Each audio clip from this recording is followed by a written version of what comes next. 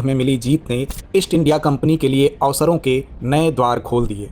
उत्तर भारत के सबसे समृद्ध क्षेत्र बंगाल प्रांत में अपनी पैठ जमाने के बाद ईस्ट इंडिया कंपनी ने दक्षिण भारत का रुख किया। यूं तो साल 1639 में कंपनी ने मद्रास पट्टनम में अपनी फैक्ट्री स्थापित कर ली थी, लेकिन समृद्ध मालाबार तट की पहुंच से दूर थे, जहां से व्यापार की जड़ें निकलती थी। और साल 1765 में हुए इलाहाबाद की संधि ने भारत में ब्रिटिश प्रशासन का मार्ग प्रशस्त किया। इसलिए उन्होंने धीरे धीरे अपने कदम मैसूर की ओर बढ़ाए, लेकिन मैसूर की राहें इतनी आसान नहीं थी। साल 1761 में हैदर अली ने मैसूर की गद्दी संभाली और फ्रांसीसी सेना की सहायता से अपनी सेना में पश्चिमी ढंग से प्रशिक्षण की शुरुआत की।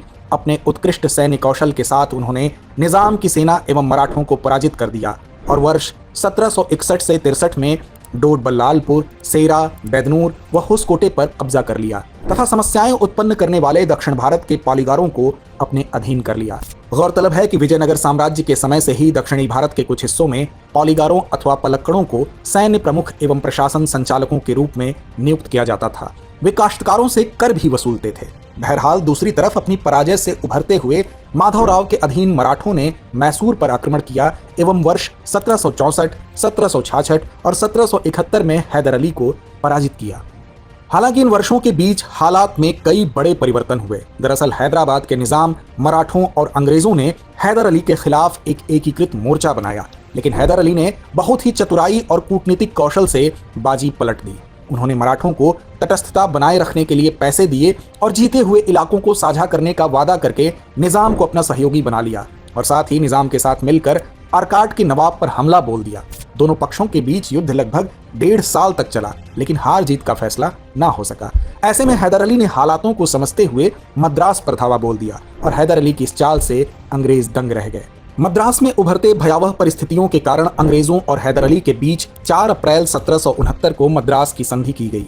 इस संधि में कैदियों के आदान प्रदान और विजित क्षेत्रों की वापसी के प्रावधान शामिल थे। साथ ही हैदर अली ने किसी अन्य शक्ति द्वारा आक्रमण की स्थिति में अंग्रेजी सहायता का वादा भी हासिल किया।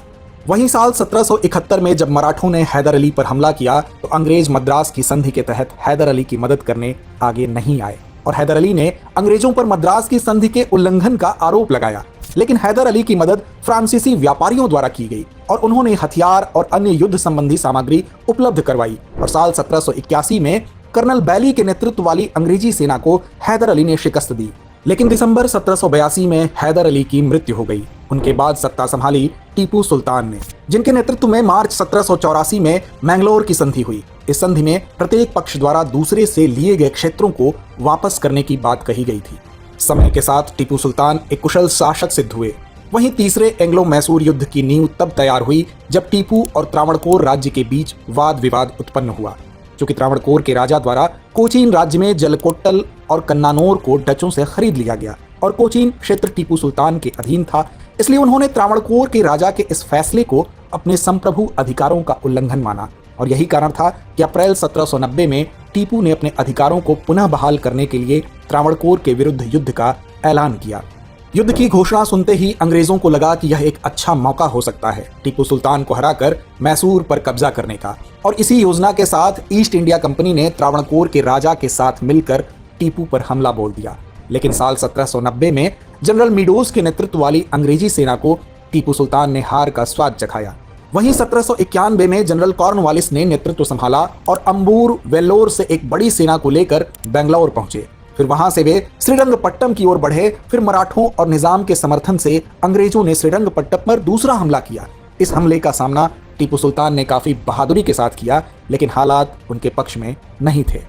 नतीजन श्रीरंगपट्टम की संधि के तहत उन्हें भारी परिणाम भुगतने पड़े। 1792 में श्रीरंगपट्टम की संधि के तहत विजयी दलों ने मैसूर के लगभग आधे क्षेत्र पर अधिकार कर लिया। इस संधि के बाद टीपू सुल्तान ने साल 1792 से 1799 तक की अवधि का उपयोग अपनी क्षति से उबरने के लिए किया। साल 1798 में जनरल जॉन शोर के स्थान पर लॉर्ड वेलेस्ली भारत के नए गवर्नर जनरल बने। साम्राज्यवादी महत्वाकांक्षाओं से ग्रस्त लॉर्ड वेलेस्ली को टीपू के फ्रांसीसियों के साथ प्रगाढ़ होते रिश्ते चुभने लगे थे और एक बार फिर टीपू सुल्तान और अंग्रेजों के बीच युद्ध के हालात बने और 17 अप्रैल 1799 को आरंभ हुए युद्ध का अंत 4 मई 1799 को श्रीरंगपट्टनम के पतन के साथ हुआ। अंग्रेजों ने मैसूर का नया महाराजा कृष्णराज तृतीय को चुना और उस पर सहायक संधि प्रणाली लागू कर दी। 19वीं सदी की शुरुआत के साथ ही अब संपूर्ण तौर पर ईस्ट इंडिया कंपनी एक व्यापारिक कंपनी से बढ़कर शासक कंपनी बन चुकी थी। देश के समृद्ध क्षेत्र में अपना आधिपत्य जमाने के बाद अंग्रेजों ने फिर कुटिल चाल चली। ईस्ट इंडिया कंपनी ने देश की शासन व्यवस्था में बड़े बदलाव किए और इन्हीं बदलावों से जली राष्ट्रभक्ति की लौ। तो दोस्तों, जानेंगे ये घटनाक्रम आजादी के अगले भाग में। जय हिंद।